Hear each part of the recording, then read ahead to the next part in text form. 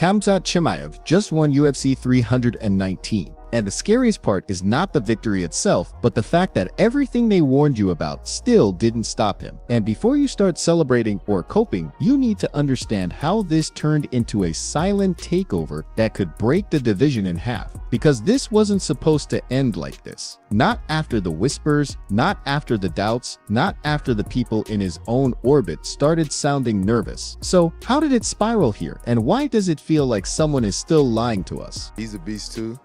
Yeah, but Khamzat, man, he a beast, man. I saw him for seconds over there, man. He was murking people. He's a beast, bro. Gotta ask Khamzat about being a smash bro. I don't believe Khamzat. No, he's a smash bro. They smash bros?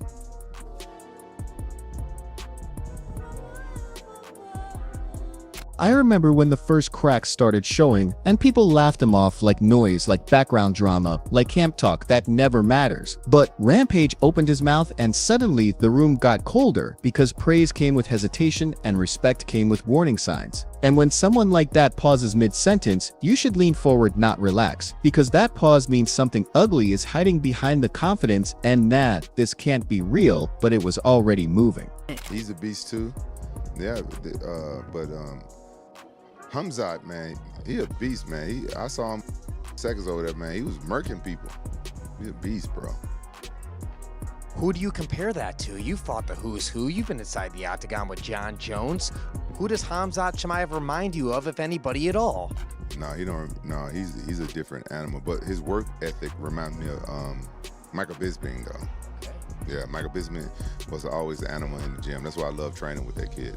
They told us the gym was chaos and the chaos was the weapon, but chaos cuts both ways. And that's the part nobody wanted to say out loud, because when you hear stories about someone murking bodies in training while people stop waving back at legends, you're not hearing dominance, you're hearing obsession, and obsession wins fights until it doesn't. And someone in that building knew something we weren't supposed to hear yet. Remember that, because it comes back later. Ayukin and Khamzat Chimaev's.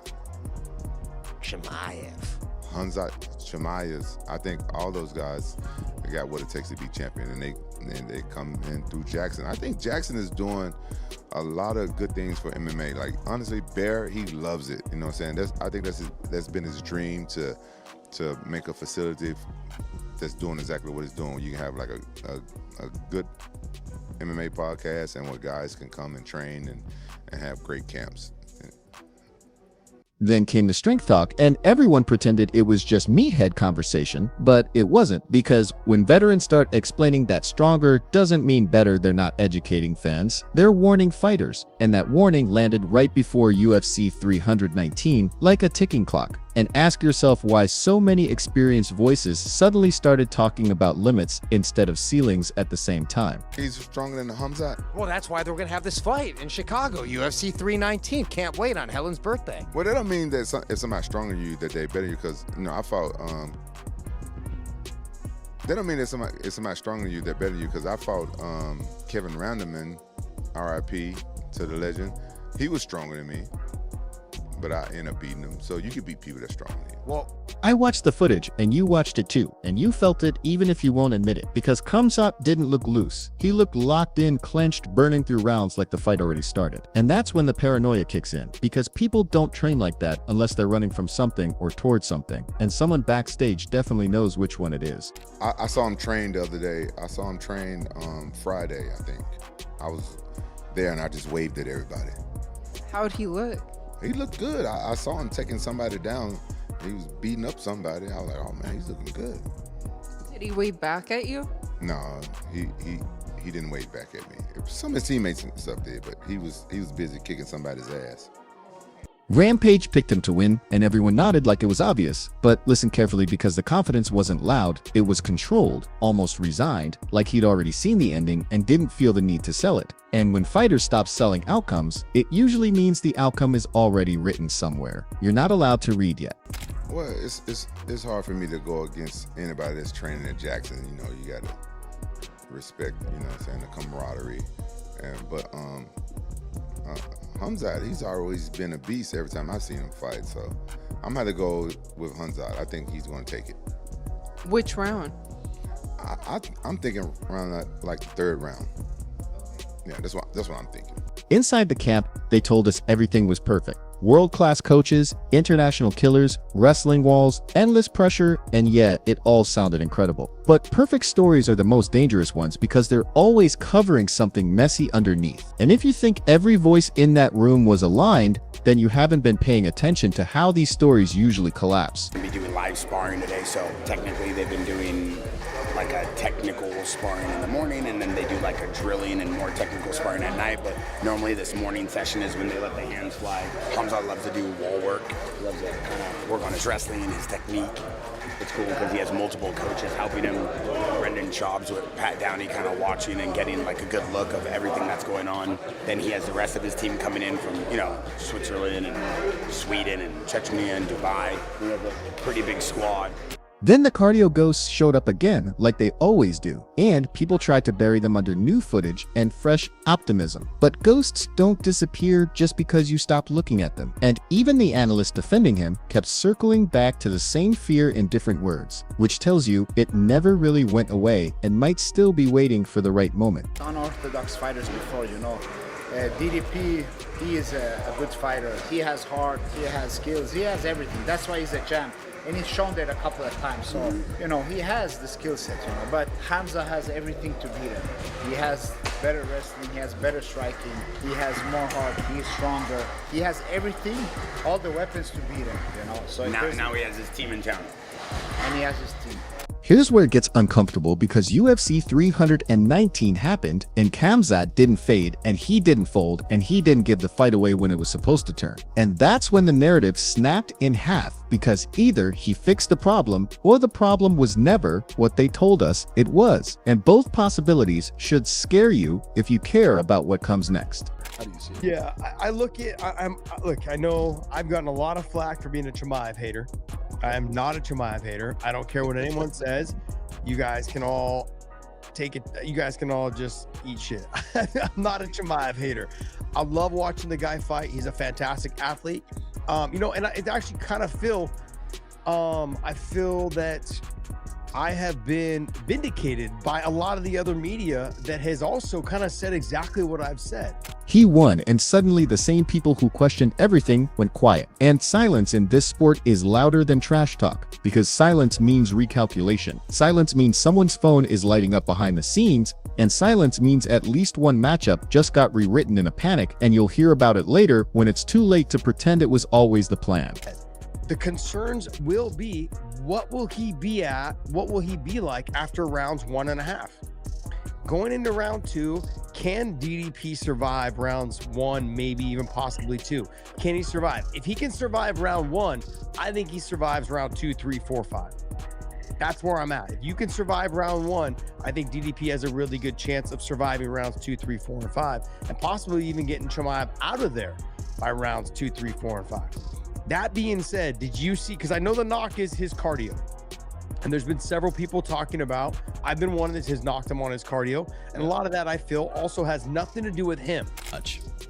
Fuck, I hope he makes it to the fight. I hope something crazy doesn't happen. They were saying he trains so hard that a lot of times the reason he pulls out because he's always overtraining, and he's been training with that training guy's name, but some of those workouts those guys do look so hard. Call that guy the EPO guy. Is that what it is? I don't know. Isn't that the Dillashaw guy that he was training? I think so. Oh, I see what you're saying. So, yeah, Chimaev's never tested positive for anything, right? no. Apparently the trainer didn't know too, is what they said back. Yeah, they all say that. Okay, any advice on how to get good peptides? I mean, good peptides, it seems like it says they can get a hold of peptides. Amazon? Yeah, Amazon. That's I heard not- there's just so much fake shit on Amazon. They'll be selling like, Just seeing them side by side, it kind of answered a lot of my questions. It made me feel like Chimaev's coming in 100% prepared. He will be able to push the pace. He'll be able to fight at a pace that people are not expecting him to fight, including me. I'm not expecting him to be able to fight at a hard pace for 5 rounds. No one can. But I guess what I'm at is some of this have to do with when you're training, you can push yourself and your body to that next level. But when it's a fight, there's that adrenaline dump. There's that he doesn't know how to control himself that first round. And we've seen this with amongst a lot of other fighters before in the past.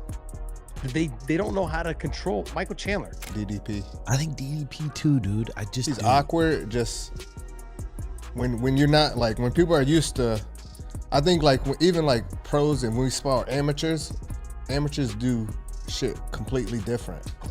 And you get hit with shit like, hey, you're not supposed to go that way, and shit happens. And I kind of see that's how DDP is. It's like he's still kind of green, but he brings people to his level. To his level, yeah. Like, oh awkward. shit, this is awkward, and then like you're already a step behind. I hate fighting guys that are awkward. That don't throw the punches don't come down the pipe. It's awkward, man. That's for sure. In DDP, he's got that big neck and those big traps. It's not going to be easy to get under that guy's chin.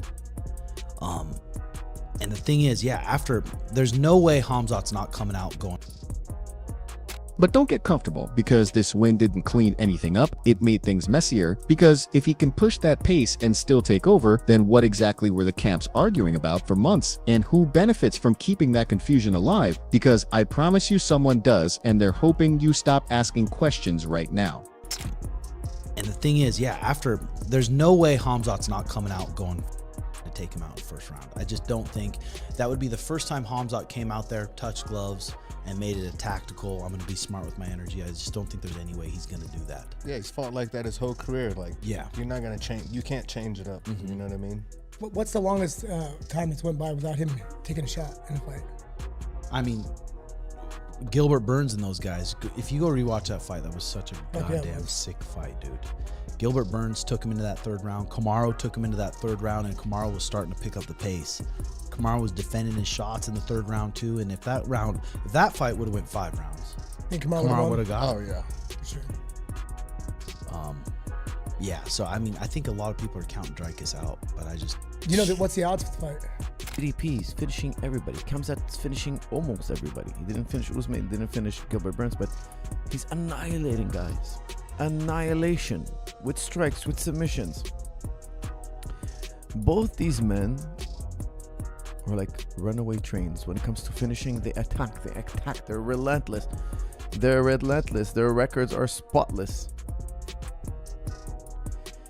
I always love fights where I don't know what's gonna happen. I look at the blue corner, I'm like, that guy's a killer, he's gonna beat anybody. Then I look in the red corner, I'm like, wait a second, no, that guy's a killer and he can beat absolutely anybody. And this is one of those fights. I keep looking from one corner to the other, and I have no idea who's gonna win this fight. It's an absolutely insane matchup. I'm super ultra excited about this fight. But guys, I'm gonna give you my pick. I didn't look at the odds makers. I don't want to see any of that. I'm telling you, I'm picking Khamzat Chimaev. I know we're going to dispute. There's another layer here that nobody wants to touch yet, and it's about control, about who's actually steering this machine. Because when fighters change environments and methods this late and still dominate it either means genius adaptation or reckless luck. And both outcomes usually come with consequences that don't show up until the next fight, not this one. And this is one of those fights. I keep looking from one corner to the other, and I have no idea who's going to win this fight. It's an absolutely insane matchup. I'm super ultra excited about this fight. But guys, I'm going to give you my pick. I didn't look at the odds makers. I don't want to see any of that.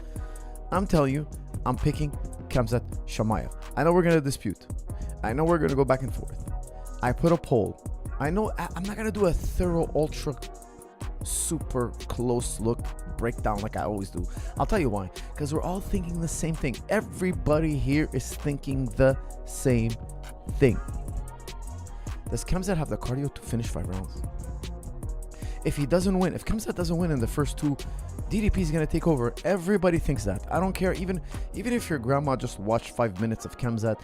If you're right about that, then would him putting an emphasis at the training lab, would that make it a moot point? And that is also an unknown. I think we can agree, if you go and focus on something and you do it with the best people in the world, not a bad thing. I think that we can agree, at least under the laws of logic, it would be helpful But I don't actually know that. And all I mean is, I don't know how long that takes. I don't know. Can I just go do something once and get better? No. I keep replaying the way people talk before the fight and the way they're talking now, and it doesn't line up. Not cleanly, not honestly. And when narratives shift this fast, it's usually because new information surfaced that can't be public yet. And yeah, maybe I'm paranoid, but this sport has earned that paranoia over and over again. 5 minutes of DDP, she would come to the same conclusion. Why? Khamzat has showed that he fades in later rounds. It's been his Achilles heel. He's so phenomenal. Nobody could beat this man. If fights had a 7-minute time limit, imagine for some reason the state of Nevada, the state of, the USA, they made, okay, you guys, you can fight MMA, no problem, but because, it's a bit of a dangerous sport, we're only going to allow you one round of 7 minutes. That's it. Yeah, it's no holds barred. You can punch, you can kick, you can knee, you could wrestle, you could choke, do all that stuff, enjoy yourselves. But the fight is 7 minutes, not 15 minutes, not 25 minutes. No ifs, ands, or buts. That's how long the fight lasts. Let me tell you guys something. Khamzat will be world champion in 3 different weight classes, and nobody would ever beat him. If you ask anybody to fight Khamzat for 7 minutes, Khamzat's gonna come out on top in the first 7 minutes against anybody. Khamzat winning UFC 319 didn't answer the biggest question. It replaced it with a worse one, because now the division has to deal with a version of him that survived his supposed weakness. And if that weakness was misdiagnosed, then somebody out there has been game planning for the wrong monster this entire time. Oh. Can I do it for 1 week? So maybe 3 to 5 times? No. Could I do it multiple times a week for 3, 4, 5 weeks and get better? Yeah. 30 times. 30 days go by. You can even have rest days in there. Yes, you will see some improvement. And it also has to do with what is Dricus doing. We haven't heard anything new from Dricus. Now, the other hand of that is he's the world champion. He doesn't need to change anything. And if you want something different, you got to do something different. And here's the part nobody wants to sit with. The win didn't feel like closure. It felt like a checkpoint, like a door closing behind us, while another one quietly unlocked ahead. And if you think this story is over, you're already behind, because something is still moving under the surface, and it's not done reshaping what you think you know. But when you do something different, you can expect something different, right? I'm just sharing for you, like with Chimaev coming out here, being in a different country, did his whole team come with him? Is his crew with him? Is his head coach with him? Or did they send him for training and they'll get on a plane and they'll meet him in Chicago? Like, these are questions I don't have the answer to, but the idea of Chimaev and Chimaev's level of cardio impacting this fight, do you really believe that? And if you do believe it's been a problem in the past, but now that's the problem that he worked on with the greatest coach, the greatest facility. Do you believe that that's still a probable issue? So yeah, Khamzat won, but don't blink and don't relax. And definitely don't trust the calm right now, because the calm after UFC 319 feels manufactured, fragile, and way too convenient. And the next update isn't going to feel like celebration, it's going to feel like exposure. And when it hits, you're going to wish you paid attention to the warning signs we're pretending weren't there.